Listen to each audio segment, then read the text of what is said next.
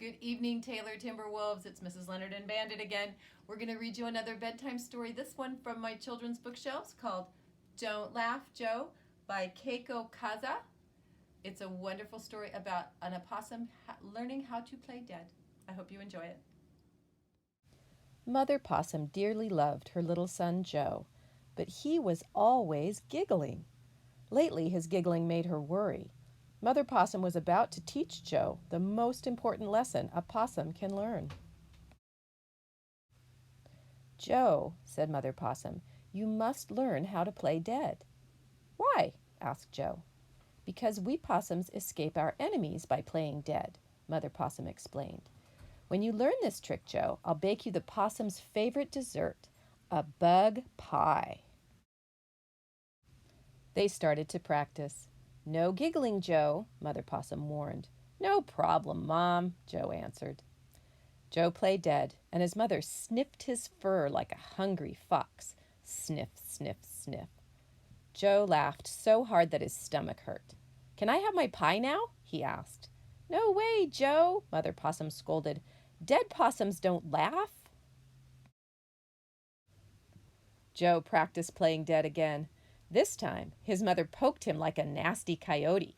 Poke, poke, poke. Joe laughed so hard that he screamed for her to stop. "Can I have my pie now?" he asked. "No way, Joe," Mother Possum scolded. "Dead possums don't scream." Joe practiced playing dead once more. This time, his mother shook him like a scary wildcat. Shake, shake, shake. Joe laughed so hard that he wiggled loose and fell on the floor. "How about some bug pie, Mom?" he asked. "No way, Joe," Mother Possum scolded. "Dead possums don't wiggle." Joe's mother worried about his laughing, but his friends loved it. They liked to watch Joe play dead because he made them laugh too. "But Joe," Mother Possum said, sighing, "what will you do when real danger comes?" One day, Mother Possum took Joe outside to practice. "This time," she said, "I'll be a grumpy old bear. When I growl at you, you play dead. Okay, Joe?" "Nothing to it, Mom," Joe said. But just as Mother Possum was about to growl, a real grumpy old bear came out of the woods. He let out the fiercest growl Joe had ever heard. Joe and his mother immediately fell to the ground to play dead. The grumpy old bear sniffed Joe's fur. Sniff, sniff, sniff. The grumpy old bear poked Joe's tummy. Poke, poke, poke. Finally, the grumpy old bear shook Joe up and down. Shake, shake, shake. Joe didn't laugh. Joe didn't scream. Joe didn't wiggle. For the first time, he played dead perfectly. Mother Possum was very proud of him. But the grumpy old bear wouldn't go away. He sat and sat and sat. Suddenly, the bear started to cry big tears. "This is terrible," he moaned. "I'm always so grumpy. I thought that if anyone could make me laugh, it would be Little Joe the Possum. But when I find him, poor Joe drops dead before my eyes. Oh, this is awful." When he heard the bear's story, Joe was relieved.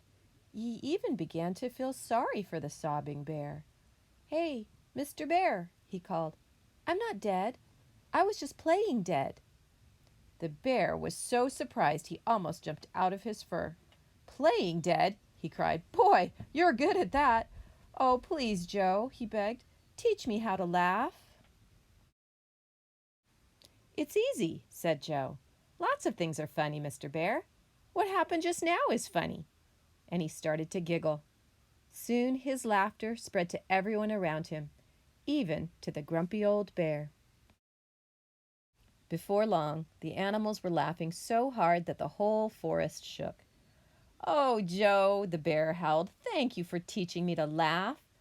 "Thank you, Mr. Bear," Joe answered, "for teaching me how to play dead." "Now can I have my pie?" Joe asked his mother. "Absolutely," Mother Possum answered. "Everyone, Please come and join us for some delicious bug pie." "With grasshoppers," Joe shouted gleefully, "and beetles and yummy cockroaches, too." The other animals suddenly stopped their giggling. Bug pie? Cockroaches? One by one, they fell to the ground and played dead. Students, I hope you really enjoyed that story, Don't Laugh, Joe, as much as I enjoyed telling it to you. I don't have any words of advice. I hope you're all having a good time and we all miss you so much. Be good.